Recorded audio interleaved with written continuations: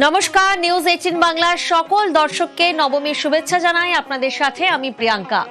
নবমী মানেই মহোৎসবের শেষ লগ্ন, প্রাণের পুজোর মহানবমী, শক্তি আরাধনার পুণ্যতিথিতে শাস্ত্রমতে নবমীর পুজো, পুষ্পাঞ্জলি, আরতি, তবে মহাপুজোর আর মাত্র একদিন।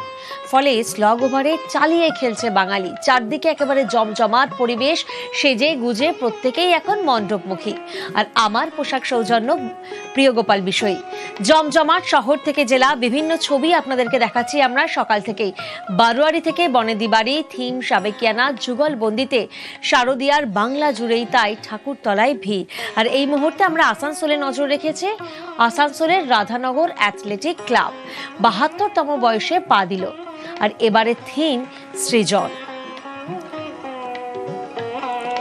দীপক প্রতিনিধি আমাদের সঙ্গে রয়েছেন এই মুহূর্তে। সরাসরি দীপকের কাছে যাব। দীপক, তোমাকে নবমীর শুভেচ্ছা জানাই এবং এখানের থিম সৃজন একটু আমাদের দর্শকদেরকে এই থিম দেখাবে।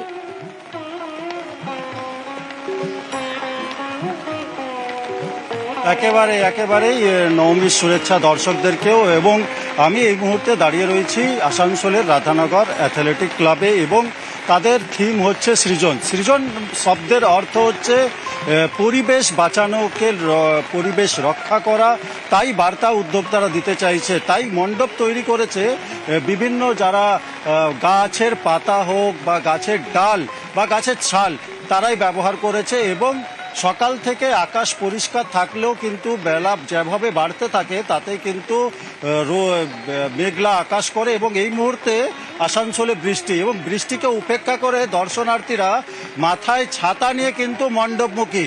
দর্শনার্থীরা কোনোভাবে এই নবমীর দিনটাকে ছাড়তে চাইছে না, মিস করতে চাইছে না। তাই কিন্তু মাথায় ছাতা, কেউ ভিজে কিন্তু মণ্ডপমুখী হবেই তারা। কেন, ঠাকুর দেখতেই হবে। কারণ হচ্ছে দশমী মাত্র আরেকটা দিন, তারা মণ্ডপমুখী হবে। আমরা দর্শনার্থীদের সঙ্গে কথা বলবো। দাদা, এই বৃষ্টিতে হ্যাঁ, এই বৃষ্টিতে অনেক দূর থেকে এসেছি। হ্যাঁ বলুন। এই বৃষ্টি হচ্ছে তো, তার মধ্যে মণ্ডপমুখী, হ্যাঁ কিভাবে? হেভি, খুব ভালো হয়েছে। হ্যাঁ, অত দূর থেকে এসেছি আসানসোল চেন্নাই থেকে, সার্থক হয়েছে। বৃষ্টি হচ্ছে তো, বৃষ্টি হলেও কি হবে, এই বছরে একবারই হয়। বৃষ্টি হচ্ছে, সমস্যা হচ্ছে না? সমস্যা হচ্ছে না, পুজো তো বছরে একবারই, বৃষ্টির মধ্যেও বেরোতে হবে। আর কালই তো শেষ, কালই তো দশমী হয়ে বিদায় ঠাকুর। একেবারে যেমনটা তুমি শুনলে, কি দশমী হলেই মা বিদায় নেবে, তার আগে কিন্তু বৃষ্টি হোক বা যাই হোক, একেবারে শেষ ল্যাপে চেটে পুটে সেই আনন্দ উপভোগ করছেন প্রত্যেকেই।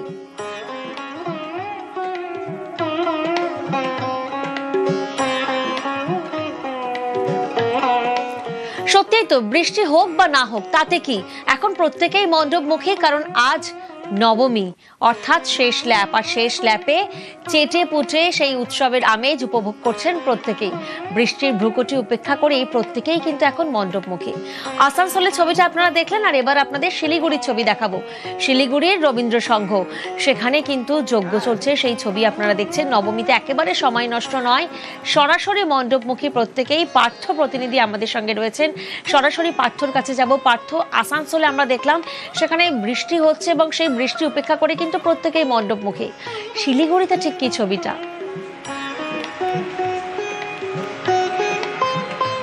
একেবারে আসানসোলে যে ছবি দেখানো হলো ঠিক একই ছবি কিন্তু শিলিগুড়িতে অষ্টমী পর্যন্ত ভালোভাবে কাটছিল শিলিগুড়ির আবহাওয়া, শিলিগুড়ি সহ গোটা উত্তরবঙ্গে। কিন্তু আজ সকাল থেকেই কিন্তু আকাশের মুখ ভার এবং বৃষ্টি শুরু হয়েছে। শিলিগুড়িতেও কিন্তু এই মুহূর্তে মুষলধারে বৃষ্টি চলছে, কিন্তু সেই বৃষ্টিকে উপেক্ষা করে কিন্তু মানুষজন তারা কিন্তু বেরিয়ে পড়েছে দেবী দর্শনে। কারণ আজ নবমী এবং এই মহোৎসবের আজ কিন্তু শেষ দিন। স্বাভাবিকভাবেই যে বৃষ্টির মতো বৃষ্টি হচ্ছে, কিন্তু এই বৃষ্টিকে উপেক্ষা করেই কেউ ছাতা মাথায় নিয়ে, কেউ বা রেনকোট গায়ে দিয়ে তারা কিন্তু মণ্ডপমুখী হয়ে যায়। রবীন্দ্র সঙ্গে কিন্তু এই এখন 1:30 বাজে, সেখানে আমি দেখানোর চেষ্টা করবো। লোকজন কিন্তু তারা আসছে, বাইরে তো বৃষ্টি হচ্ছে, আজকে শেষ দিন। তো এর মধ্যেই আমরা বেরিয়ে গেছি, বৃষ্টির মধ্যেই আমরা ঠাকুর দেখতে বেরিয়ে গেছি। পার্থ, ওনাকে একটু জিজ্ঞাসা করো যে বৃষ্টি হচ্ছে তাতে কি কোনো প্রকার লিস্টে কোনো চেঞ্জ হবে? অর্থাৎ যা যা প্ল্যানিং নিয়ে বাড়ি থেকে বেরোনো হয়েছিল সেই প্ল্যানিং গুলোই কি থাকছে, নাকি বৃষ্টির জন্য প্ল্যানিং এ কোনো বদল?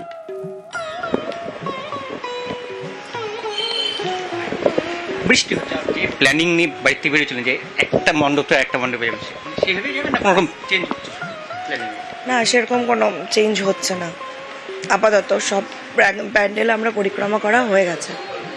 আর এখান থেকে আরো কয়েক জায়গায় যাবে? হ্যাঁ, টানা কতদিন তো প্রচন্ড গরম ছিল, তারপরে এই বৃষ্টি। হ্যাঁ, তো এই বৃষ্টিটা হতে আজকে যারা ভেবেছিল যে আজকে শেষ দিন বলতে গেলে, তো ঠাকুর পরিক্রমা করার কিন্তু একটু মন খারাপ হয়েই যাবে সবার, যে এই বৃষ্টিটা দেখে। আশা করি বিকেলের মধ্যে ঠিক হয়ে যাবে। অর্থাৎ আমি আরো কয়েকজন এই যে বৃষ্টি, হাতে ছাতা ছাতা নিয়ে বেরিয়ে পড়েছে, হ্যাঁ মানে কি প্ল্যান? এই পুজো ঘুরছি, প্রচণ্ড ভিড় ছিল, একটু বৃষ্টি হয়ে ভালোই হলো, একটু ঠান্ডা অনুভব হলো। যাই হোক, পুজো বান্ডার দিন বিকেল মধ্যে বৃষ্টি থেমে যায়, ওটা ভালো হয়। আরও লোকের আরও কিছু মনে হয় বাকি আছে প্যান্ডেল দেখা, তো সেটার জন্যই বেশ ভালো লাগছে। বৃষ্টিটাও একটু এনজয় করছি পুজোর দিনে, এতটা গরম ছিল স্বস্তি পেলাম। গত কয়েকদিন ধরে যে টানা যে ব্যবসা গরম ছিল, একেবারে সেই রীতিমতো গরমে কিন্তু কোথাও যারা না কোথাও এই দর্শকরা বৃষ্টিটা একটু না হলেও স্বস্তি, আর সেই স্বস্তি নিয়েই কিন্তু প্রত্যেকেই এখন মণ্ডপমুখী।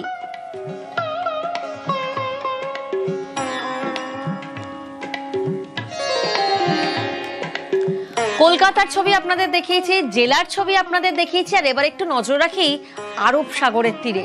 সেখানে ধূপধুনোর গন্ধ। মুখোপাধ্যায় বাড়ির পুজোয় সামিল বিপাশা বসু, মৌনী রায়, প্রিয়াঙ্কা চোপড়া, টুইঙ্কেল খান্না, জ্যাকি শ্রফ, অনুপম খের। ধুনুচি নাচে কোমর দোলালেন সুমনা চক্রবর্তী, তানিশা মুখোপাধ্যায়রা। নবমীতে সেলিব্রিটিদের আসরে জমজমাট নর্থ বম্বে সর্বজনীন পুজো মণ্ডপ।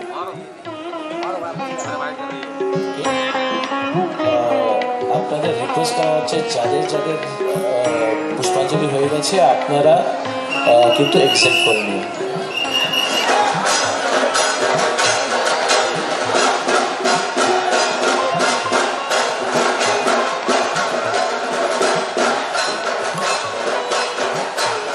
মুখোপাধ্যায় বাড়ির পুজো, আর সেখানে জমজমাট তারকাদের ভিড়।